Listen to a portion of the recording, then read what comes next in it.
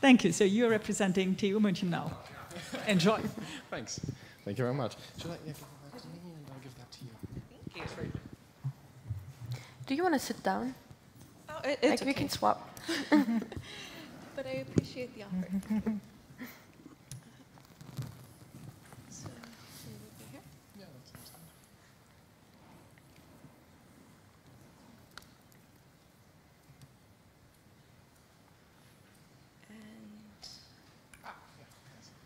Excellent.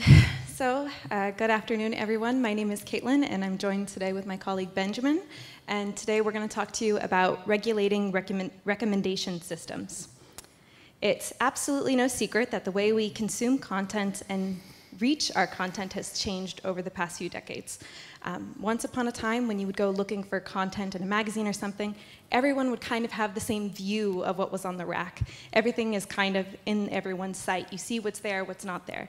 However, now when you look for content, some things are visible and some things are hidden based off of your own personal experience. And that's thankfully because technology is doing a lot of that hard work to try to give us a more tailored experience based off of what our interests are. However, these categories often hide information that could be useful for us, especially when we look at things like filter bubbles or nefariously echo chambers that occur online. So our recommendation for policy today includes how could we bring back some of that power to the individuals so they can see what is there and what is hidden from them online through their own data.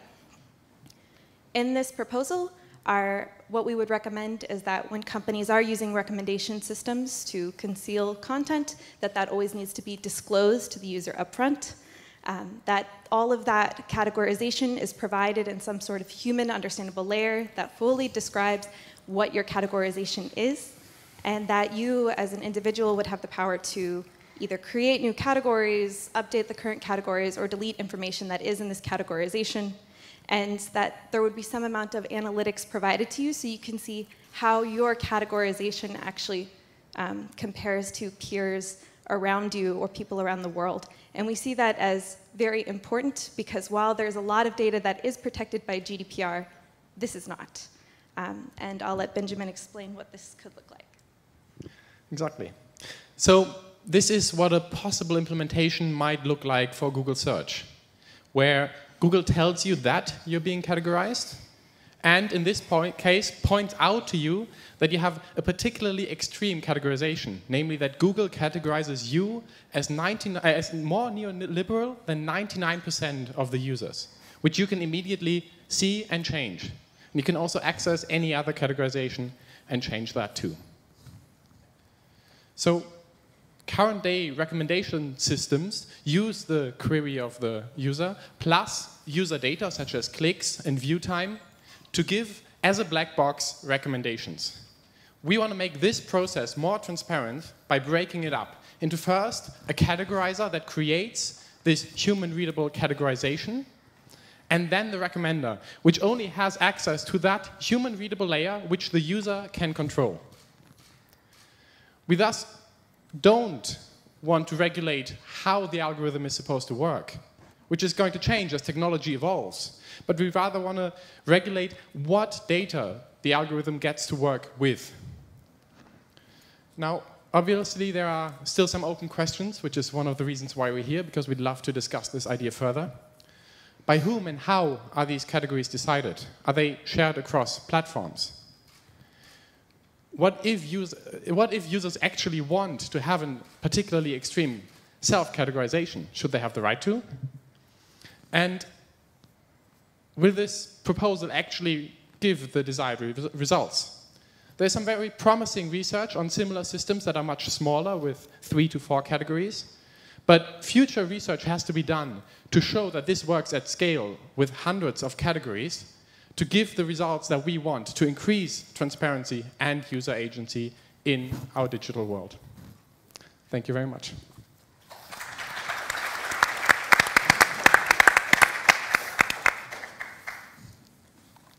May I start? Do we want people to be categorized this way? And it's my first question. And the second question, if I search for abortion, would you categorize me as a women's rights activist or as a woman who wants to have an abortion? So the question is, do we want this categorization? And we already have it. So we're not trying to regulate the types of categories that would be decided. We just want transparency of the categorization that's already happening behind the scenes. And some companies are trying to already make this available to some extent to their users, and you might be familiar with this. However, a lot of people just aren't aware of it. So I couldn't answer that one specific detail because it's probably already happening behind the scenes and we just don't know about it. And the hope with this regulation would also be that by making it more legible, this categorization, we can then actually have a discussion about whether we actually want this.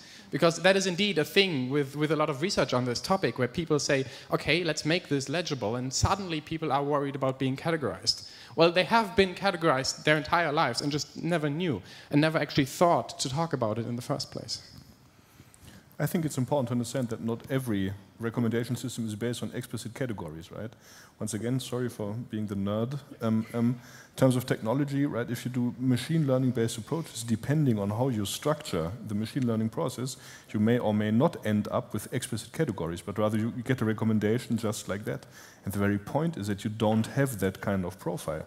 So what makes you think that there is an individual profile for everybody? Because it's an assumption. And I was just wondering, is there any evidence for that? It's not even an assumption, it's something we would require, which is a difference. So some of the algorithms would indeed have to be changed to actually have this differentiation to give the user more power. This might make algorithms less precise in grasping the individual user, which is a trade-off that we have to make for ourselves. Do we want more control, even if that means that our results might not be as tailored to us as they are at the moment? But that sounds a bit contradictory to me, right? So one way or one line of argument that you're making is there are explicit profiles and we need to manage them. Fine. The other argument is that I'm saying, hey, not every piece of recommendation technology works with explicit categories. And then you say, hey, but then they should. And now I'm wondering, what are you trying to tell us here? I mean, if there are no explicit categories, but if that is implicit in some machine learned model, why should we now make that explicit what used to be implicit and not visible? Don't we do more harm by that? By giving the user actual information about how the algorithm thinks about them? No, by creating explicit profiles. But so I don't quite personally see where the harm comes from making implicit things that are already happening explicit. Because it makes a difference if you have a system that says, okay, I have some information and I map that to I'm recommending you movie X or a speech of our minister, president, or whatever, if that is based on your interests that are explicitly specified, because this is something that can be immediately misused, or if that comes from some kind of implicit machine that has different disadvantages. But I don't think that having an explicit profile of interests is necessarily a good idea. I think it does more harm than maybe not having that. I think that's a wonderful question indeed, and maybe we get closer to a solution by looking at specific situations, if you allow. What were the circumstances you think of, maybe use cases you thought of, and the advantages you saw there? Because I think there is some, as you would say, creating these profiles, having them maybe available to the operators of those systems might then create also disadvantages. But what was in the first place the thing that fascinated you and that spoke to the advantages of the idea? If I just jump on that, because I think the topic we have is a rather more nuanced one. And you saying, it depends on really specific use cases. I think that's really the solution, meaning it's very applicable in certain cases where you make it transparent and maybe not really necessary for certain others, like you mentioned. I let you answer that. It's excellent that you bring this up, because we had a lot of debate within ourselves when we discussed this topic, because there is a lot of unknowns and there would need to be an interdisciplinary approach to the research, because once you do make something explicit, even if the categories seem benign, they could actually cause some psychological damage to someone. That's something that needs to be considered. However, without some sort of intervention, we're going to continue to have people categorized, and we're going to continue to see echo chambers or filter bubbles occur in pockets of society. And what we're looking for is a way to find regulation within recommendation systems that brings a little bit more control to what people can and cannot see. There is so many questions of how large companies who serve content, how they work under the hood. Right now, that's a bit of, the secret sauce that they don't reveal to us. However, when it deals with data they're collecting on us, maybe some of that should be revealed, is the larger concept that we're interested in, whether or not that would work for each company. And some of them might have to take a loss in experience because they use that data to cater better results, right? But that's something that would need to be discussed with people who are interested in how maybe they have been victimized by some of this recommendation, so how recommendations are served to us. Also within the industry and industry partners to understand how this would impact their business, but also find ways that they think it would be possible within the means of how their technology works. So that is the general theme that we're most interested in, but there might be more than one way to get there. And I do see your concern about making things explicit. However, maybe it is the right idea, maybe there's a better idea that would still need to be discovered.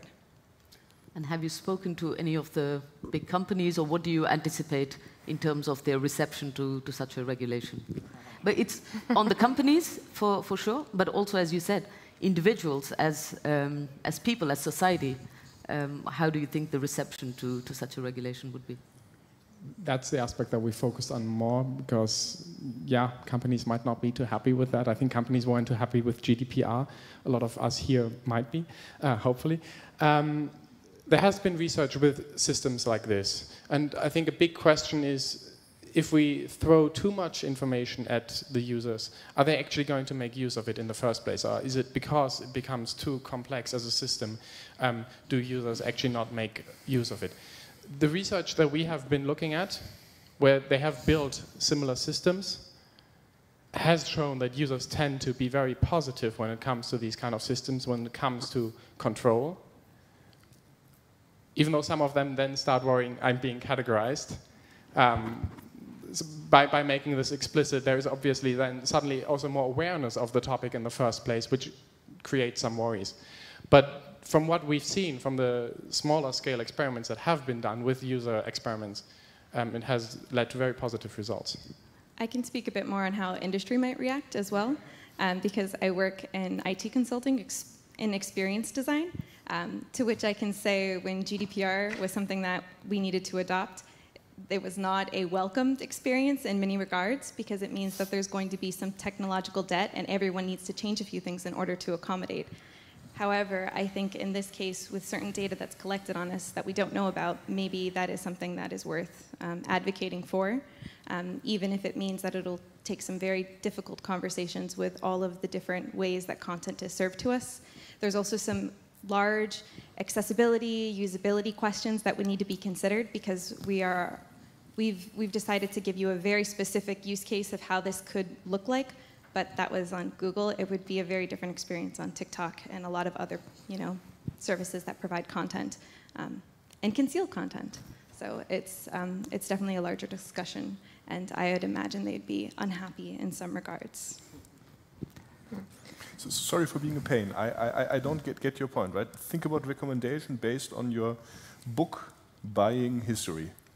Then my book buying history is contrasted with your book buying history and everybody here everybody's in this room, and then I'm getting a recommendation because 50% of the people here have bought a new novel by whoever, and now you want to turn that into something that states we have people here that read novels, that read policy thrillers, that read neoliberal kind of political arguments.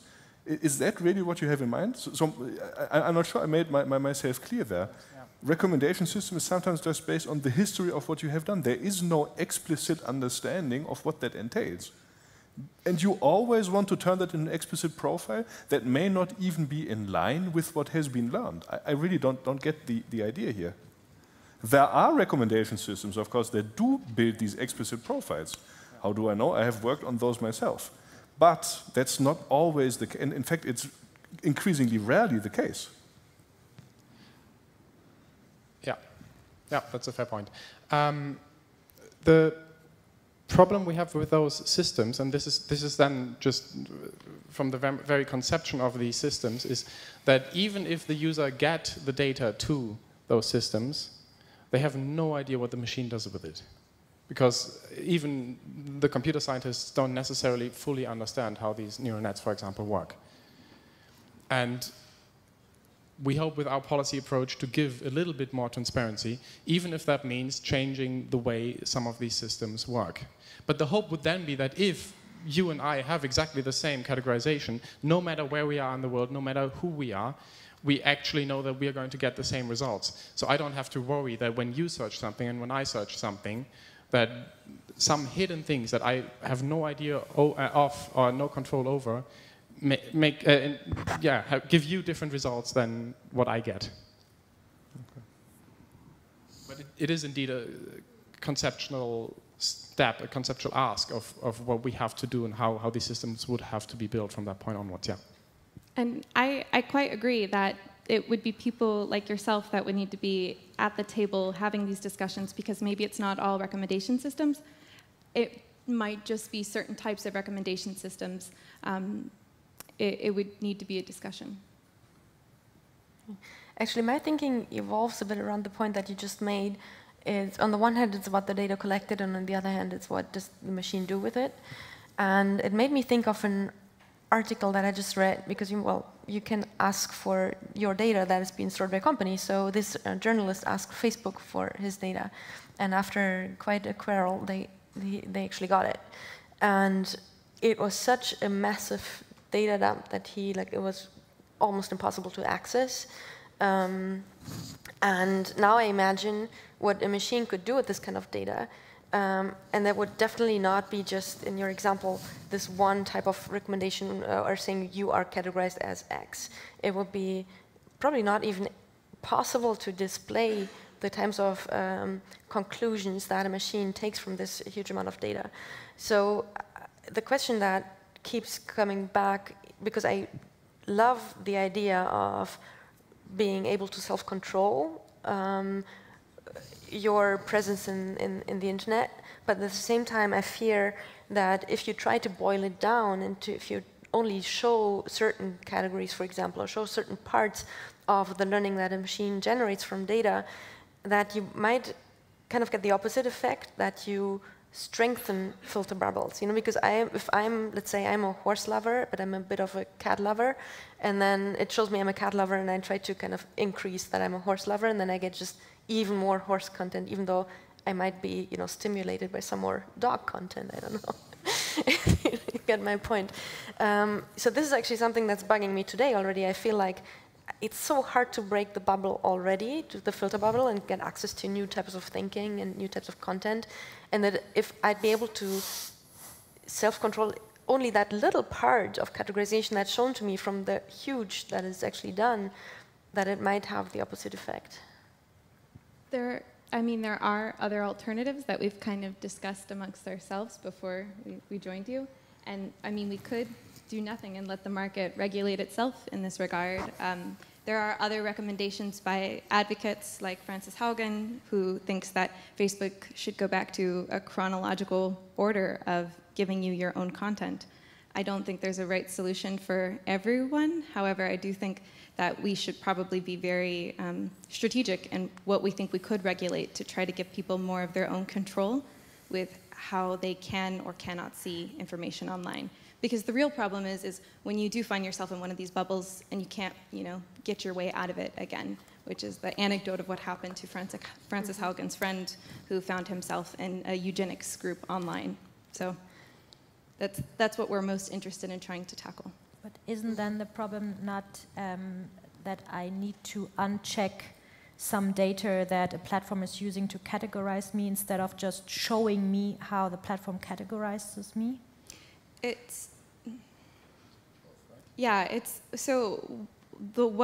What we've suggested isn't just unchecking a box. We're hoping that just you being more aware of what it has been withheld from you, just knowing that your results might be tampered with for your enjoyment, right? Having that information, and also having that information of how it might compare to other people's results, could help rationalize. However, there's always a good discussion of how rational we really are when we get this information. And one last question, why do you want people to be categorized? Because, for example, right now when I look at Facebook, I can see how they define me. For example, if I get back to your example, we think you're a person that likes cats, therefore we show you cats. They don't have to define me as a cat-loving person. You know what I mean? I believe they currently do, though. Facebook is one of the platforms that does have this categorization that is somewhat available.